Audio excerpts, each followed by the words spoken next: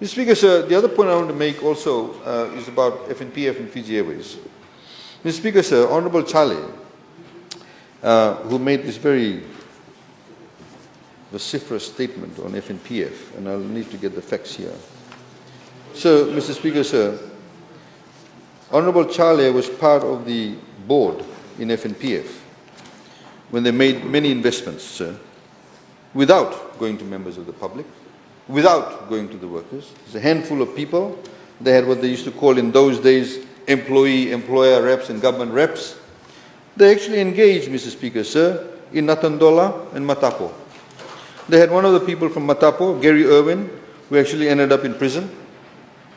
We had an undischarged bankrupt from Europe, whose name actually is Gerard Silliot. He was declared bankrupt. He had 5 pending bench warrants issued against him.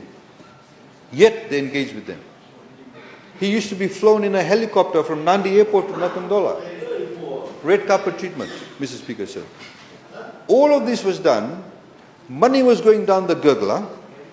No consultations. And here we have, sir, a investment in a Fijian company, and any person who understands investment, sir, would know that if you have a viable company that may then come down because of things outside its control and the share price may drop, and if you buy the shares at a time when the share price have dropped, knowing full well that the share price will increase very soon because business back and booming, you'll get a huge windfall. You'll get a huge windfall. They don't tell us that. They're going, oh, employer-employee reps. In fact, after 2007, sir, we had, because the law was such then, we had people like Felix Anthony and Daniel Urai, who were board members. Sir, yes, we did. Yes, we did, sir, because, yeah, so what? We admit. We did. We did. Because the law at that point in time was the same as it was prior to 2007. Shush, Mr. Speaker, sir. The law was such where we had to, please, you're making a lot of noise. Sir, order. The law was such where we had to have 2 employees from government, 2 reps from government, 2 from employees and 2 from employees. My point being, these 2 gentlemen picked up somewhere between $156,000 to $186,000 just in fees, allowances. Sir, they racked up telephone bills up to $3,000-4,000. Honourable Tikon Duandua, who is now sitting on the other side, Honourable Prasad, knows this full well. He was part of the Prime Minister's office then. He knows that, Mr. Speaker, sir. My point being, and the reason I'm telling you this, sir, is that just because you have employee reps or employer reps does not mean that there'll be good investments made. Does not mean that there'll be transparency in the way that they choose investments. I've got a whole list of companies that went under. Tropic Health, Bly Shipping, which your new leader was part of. He was the CEO for a while.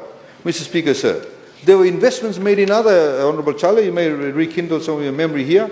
They bought land in Nandi without any due diligence. For supposedly a hotel, the land is there. I don't know whether they've sold it or not. All of these things were done, sir, without any proper due diligence. Now all in the name of, oh, we had an employee rep. Oh, we had an employer rep. It is the largest, it is the institution with the largest cash reserves. You need people on the board who know how to make investments.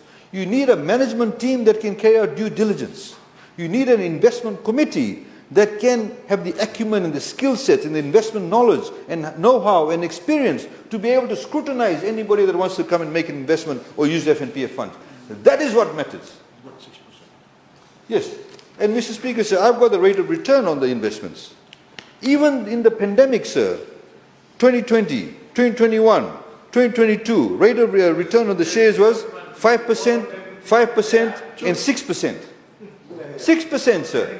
Even though, despite the pandemic, even though despite the fact that we had a slowing down of global economy, despite the fact that we have the domestic slowdown of the economy, they say we use it as a cash cow. What lot of utter nonsense, Mr. Speaker, sir. Ratumara government borrowed money from FNPF. Rambuka government borrowed money from FNPF. Garase government borrowed money from FNPF.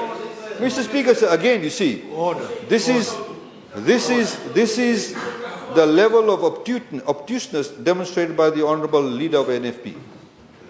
In this period, when the global economy has slowed down, when businesses have shut down, sir, when businesses have shut down locally, where would FNPF get that higher level rate of return other than in government bonds?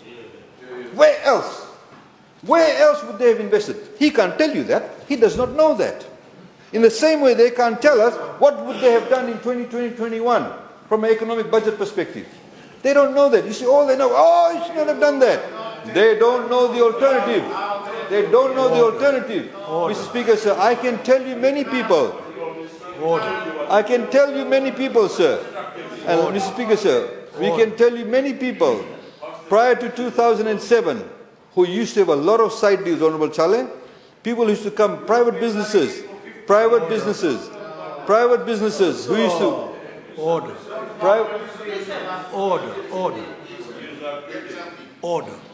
Private businesses, Mr. Speaker, sir. Private businesses, sir, who used to come and borrow money from FNPF to put up their buildings. No due diligence. It's who you knew, who was on the board, how many lunches you had, how many dinners you had. Now you have a proper law in place that has that high level of scrutiny. It has to go through various stages of scrutiny. Investment committees, done by the management.